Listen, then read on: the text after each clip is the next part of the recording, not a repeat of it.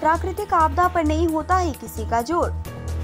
जलपाईगुड़ी में प्रभावितों के साथ खड़ी है राज्य सरकार। सिलीगुड़ी में बोले अभिषेक बनर्जी। तृणमूल कांग्रेस के महासचिव अभिषेक बनर्जी उत्तरी बंगाल में तूफान प्रभावित इलाकों का दौरा करने के लिए सिलीगुड़ी पहुंच गए। वह सबसे पहले जलपाईगुड़ी का दौरा करेंगे। वह सोमवार दोपहर बागडोगरा हवाई अड्डे पर उतरे और इसके बाद वे पत्रकारों से मुखातिब हुए। उन्होंने अगले 48 घंटों में जाति, धर्म और राजनीति से ऊपर उठकर सबके साथ खड़े रहने का संदेश दिया है।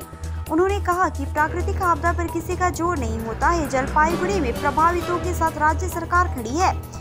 सिलीगुड़ी में अभिषेक बनर्जी ने कहा कि किसी 1500 घर बर्बाद हुए हैं। सभी प्रभावित लोगों के लिए राहत शिविर का तैयार कर दिया गया है। बाद में राज्य सरकार उनके घर बनाने के विषय में सोचेंगी।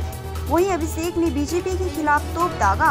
उनके शब्दों में बीजेपी ने उत्तर बंगाल में कोई विकास नहीं किया है। 2019 में उत्तर बंगाल के सभी जिलों में बीजेपी के उम्मीदवार जीतकर सांसद बने, लेकिन बीजेपी सांसद कभी भी जनता के लिए कुछ नहीं किया है।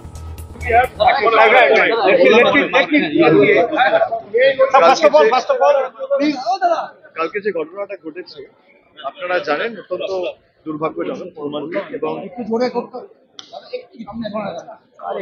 এবং ন্যাচারাল ক্যালামিটির ফলে, এবং ন্যাচারাল ক্যালামিটি আমাদের কারোর হাতে থাকে না, এবং যে বিধ্বংসী ঘূর্ণিঝড় এবং একাধিক এলাকায় বজ্রপাত সহ বৃষ্টি সহ যেভাবে ক্ষয়ক্ষতি হয়েছে, কৃষি জমি থেকে শুরু করে ঘর বাড়ি, ফসল, লোকের থাকার জায়গা, এবং প্রায় 1500 বাড়ি ড্যামেজ হয়েছে এখনো পর্যন্ত যে তথ্য আমাদের কাছে এসে পৌঁছেছে।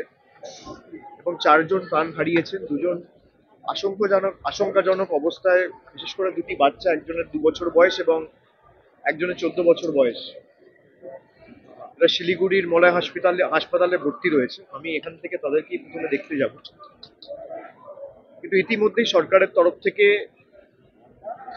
প্রত্যেকটা মানুষের পাশে দাঁড়ানোর যে উদ্যোগ এবং তৎপরতা, সেটা ঝড়ের পরেই ইতিমধ্যেই কালকে রাত্রে আমাদের রাজ্যের মাননীয় মুখ্যমন্ত্রী মমতা বন্দ্যোপাধ্যায় এসে উপস্থিত হয়েছে এবং তাদের পাশে দাঁড়িয়েছেন। মানুষকে বলেছেন যে যাদের বাড়ি ভেঙে গেছে বা যারা ক্ষতিগ্রস্ত হয়েছেন তারা কিছুটা সময় রিলিফ ক্যাম্পে থাকবেন এবং সেখানে তাদের থাকা খাওয়ার ব্যবস্থা আপাতত কিছুদিনের জন্য করে দেওয়া হয়েছে রাজ্য এবং জেলা প্রশাসনের তরফ থেকে। এবং যেখানে যা ক্ষয়ক্ষতিপূরণ দরকার, আমাদের রাজ্য এবং রাজ্যের সরকার তাদের পাশে রয়েছে, সর্বত্র দিয়ে তাদের পাশে থাকবে। কিন্তু এটা আমাদের কারোর হাতেই থাকে না, এই ঝড় বৃষ্টি বা প্রাকৃতিক দুর্যোগ, ন্যাচারাল ক্যালামিটি যেটা।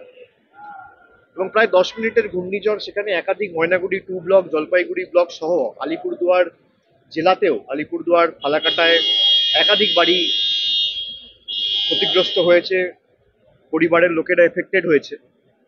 এবং ইতিমধ্যেই এখনো প্রায় 40-42 জন ভর্তি রয়েছে জলপাইগুড়ি সদর হাসপাতালে। আমি প্রাথমিকভাবে শুনতে পেয়ে ঠিক করেছিলাম, যেহেতু আমার আগে থেকে পূর্ব নির্ধারিত কর্মসূচি শিলিগুড়িতে ছিল এবং আজকে বিকেলেই আমার জলপাইগুড়ি ইলেকশন কমিটি এবং আলিপুরদুয়ার ইলেকশন কমিটির দুটো পৃথক বৈঠক রয়েছে, আমি ঠিক করেছিলাম জলপাইগুড়ি যাওয়ার জন্যে। এবং পরবর্তীকালে আমি যখন শুনি যে মুখ্যমন্ত্রী নিজে উদ্যোগী হয়ে তিনি সময়ের অপচয় না করে যাতে সাধারণ মানুষকে ঠিকভাবে পরিষেবাটা দেওয়া যায়, সেই পরিস্থিতি খতিয়ে দেখতে নিজেই গতকাল রাত্রে প্রায় 11টার সময় বিমানবন্দরে নেমেছেন এবং 12টা সাড়ে 12টার মধ্যে জলপাইগুড়ি গিয়ে পৌঁছেছেন। বা প্রাকৃতিক দুর্যোগ, ন্যাচারাল ক্যালামিটি যেটা। এবং প্রায় 10 মিনিটের ঘূর্ণিঝড়, সেখানে একাধিক ময়নাগুড়ি 2 ব্লক, জলপাইগুড়ি ব্লক সহ আলিপুরদুয়ার জেলাতেও, আলিপুরদুয়ার ফালাকাটায় একাধিক বাড়ি ক্ষতিগ্রস্ত হয়েছে, পরিবারের লোকেরা এফেক্টেড হয়েছে। এবং ইতিমধ্যেই এখনো প্রায় 40-42 জন ভর্তি রয়েছে জলপাইগুড়ি সদর হাসপাতালে। আমি প্রাথমিকভাবে শুনতে পেয়ে ঠিক করেছিলাম, যেহেতু আমার আগে থেকে পূর্ব নির্ধারিত কর্মসূচি শিলিগুড়িতে ছিল এবং আজকে বিকেলেই আমার জলপাইগুড়ি ইলেকশন কমিটি এবং আলিপুরদুয়ার ইলেকশন কমিটির দুটো পৃথক বৈঠক রয়েছে, আমি ঠিক করেছিলাম জলপাইগুড়ি যাওয়ার জন্যে। এবং পরবর্তীকালে আমি যখন শুনি যে মুখ্যমন্ত্রী নিজে উদ্যোগী হয়ে তিনি সময়ের অপচয় না করে যাতে সাধারণ মানুষকে ঠিকভাবে পরিষেবাটা দেওয়া যায় সেই পরিস্থিতি খতিয়ে দেখতে নিজেই গতকাল রাত্রে প্রায় 11টার সময় বিমানবন্দরে নেমেছেন এবং 12টা সাড়ে 12টার মধ্যে জলপাইগুড়ি গিয়ে পৌঁছেছেন।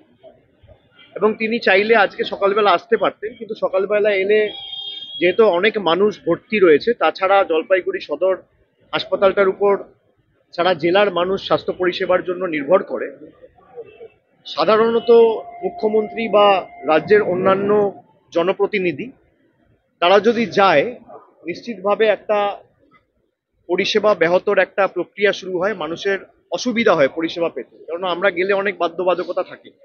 সেই কারণে রাত্রিবেলায় তিনি বিমান নিয়ে কলকাতা থেকে এখানে এসে পৌঁছে এবং সরাসরি 12:30 1টার মধ্যে রাত্রে যখন সবাই ঘুমিয়ে রয়েছে তখন অতন্দ্র প্রহরীর মতো মানুষের পাশে গিয়ে দাঁড়ানো, এই দৃষ্টান্ত ভারতবর্ষে আর কেউ স্থাপন করতে পারে না।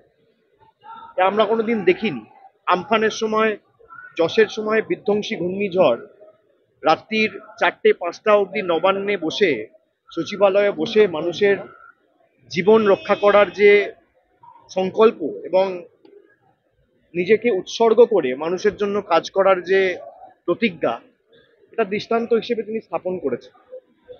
আমি এটা নিয়ে রাজনীতি করতে চাই না, কিন্তু যারা এটা নিয়ে রাজনীতি করছে আমি বলবো যে মানুষের পাশে দাঁড়ানো উচিত। রাজনীতির প্রচার, মিটিং, মিছিল এসব ঠিক আছে, একদিন পরে দুদিন পরে হলেও ক্ষতি নেই, কিন্তু এই জেলাগুলি বিশেষ করে কুচবিহার, আলিপুরদুয়ার, জলপাইগুড়ি, এদিকে উত্তর দিনাজপুর, দক্ষিণ দিনাজপুর 2019 সালে প্রায় প্রত্যেকটা জায়গা থেকেই বিজেপির সাংসদরা জিতেছিল। জলপাইগুড়িতে বিজেপির সাংসদ ছিল, আলিপুরদুয়ারে বিজেপির সাংসদ ছিল, কুচবিহারে বিজেপির সাংসদ ছিল, ওদিকে রায়গঞ্জে ছিল, বালুরঘাটে বিজেপির নিজের ব্যঙ্গ বিদ্রুপ করছে বিজেপির প্রাক্তন রাজ্য সভাপতি। তিনি বলছেন বিজেপির ঝড়ে বাড়ি উড়ে গেছে, বিজেপির ঝড় চলছে। যাদের এতটুকু ন্যূনতম উপলব্ধি নেই যে এই নির্বাচনকে সামনে রেখে রাজনীতি না করে এই দুর্যোগের সময়, দুঃসময়ে মানুষের পাশে দাঁড়িয়ে দুটোর প্রাণ যদি আমি বাঁচাতে পারি বা একটু সাহায্য করে তাদেরকে যাতে দুটো ছাদের ব্যবস্থা করতে পারি, যাদের মানসিকতা দেই এবং তাদের প্রকৃত চেহারাটা, মুখোশটা খুলে গিয়ে মানুষের কাছে উন্মোচিত হয়েছে। যে একটা ঝড় নিয়ে যারা, প্রাকৃতিক দুর্যোগ নিয়ে যারা হাসি ঠাট্টা করছে, ব্যঙ্গ বিদ্রুপ করছে, তাকে জিজ্ঞেস করা হয়েছে যে আপনি এই প্রাকৃতিক দুর্যোগ নিয়ে, ঘূর্ণিঝড় নিয়ে কি বলবেন। সে বলেছে বিজেপির ঝড় চলছে, সেই জন্য সব জায়গায় লন্ডভন্ড হওয়া শুরু হয়ে গেছে। অত্যন্ত দুর্ভাগ্যজনক। এবং যাদেরকে এই জেলাগুলির থেকে মায়েরা, দিদিরা, বৌদিরা, ভাইয়েরা, দাদারা, বয়োজ্যেষ্ঠরা, প্রবীণ থেকে নবীন আচ্ছে দিনের নাম করে নির্বাচিত করেছিল, আমি বলবো আপনাদের কাছে দৃষ্টান্ত হওয়া উচিত যে জলপাইগুড়ি থেকে বালুরঘাট দূরত্ব হচ্ছে 300 কিলোমিটার। সুকান্ত মজুমদার পারলে কালকে রাত্রিবেলা এসে পৌঁছাতে পারতো না? 4 ঘন্টার তো রাস্তা, 4 থেকে 4.5 ঘন্টার তো রাস্তা। আপনি গাড়িতে পৌঁছে যেতে পারেন। ঝড় হয়েছে কটার সময়?